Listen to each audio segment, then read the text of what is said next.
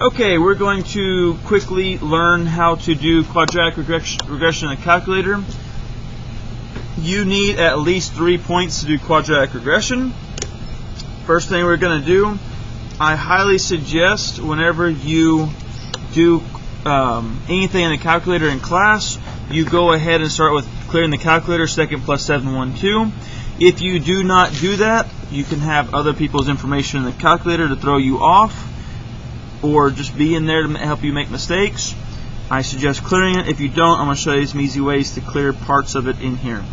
Alright, first thing, to put these points in here, I must go to Stat, Edit. Since I did not clear this, I have data in here. I need to clear this data. To clear this, I never ever delete in here. Again, never ever do I press delete in here. So what I'm going to do is I'm going to go up to L2 and I'm going to use this clear button right here. Press clear. See how it clears? L2 clear. Press enter. Now L2 is cleared, and I've even gone to the right place if I was putting in there. Then I go to L1. L1, look, it has all my values. I press clear, clears it out, press enter. Done. Now it's cleared. I can put these in. We put all the X values, and then we put all the Y values. X values, we go -4, enter, -1, enter, and 3, enter.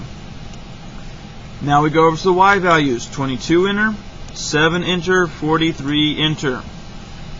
So once our values are in there, we have to make sure we press enter. Please, again, make sure you press enter, and you're done with this. Okay, now that we have our data in there, we're going to do stat again. We're going to go over from Stat Edit to Calculate. Since we already know this is going to be quadratic regression, I'm going to find my quadratic regression in the calculator. It's 5. I'm going to go to 5, press enter, and it has all the little information there. I'm going to add a little step in here. You do not have to do this part, but it helps you if you're going to use this equation later on.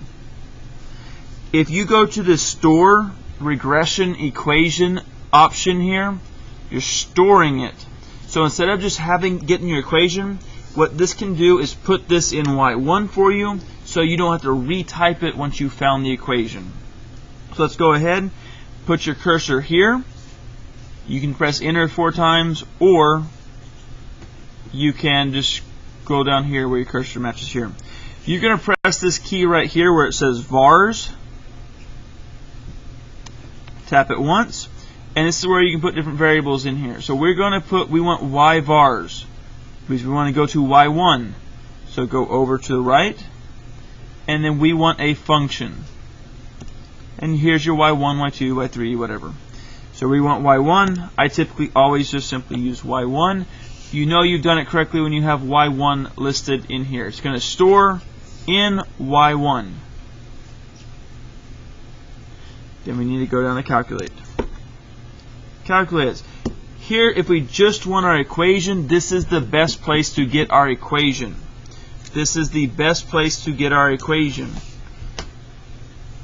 ax squared plus bx plus c, that's standard form. It tells us a, b, and c. We've been working with a, b, and c as it is. This is just simply a, b, and c. If I just gave you a, b, c, you could tell me the equation.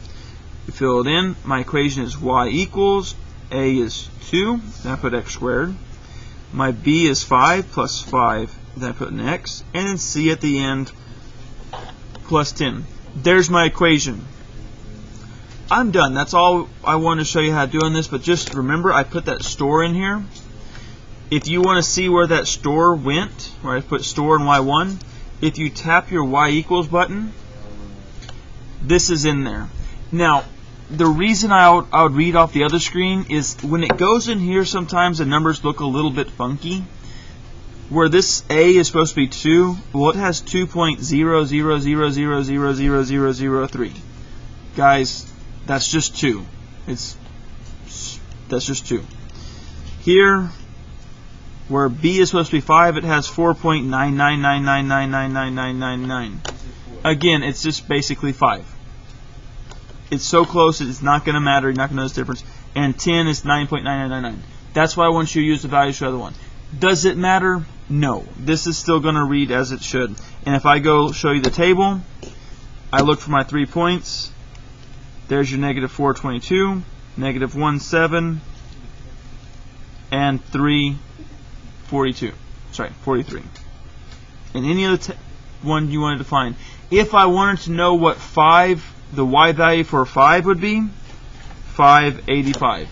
That's how I would find future values.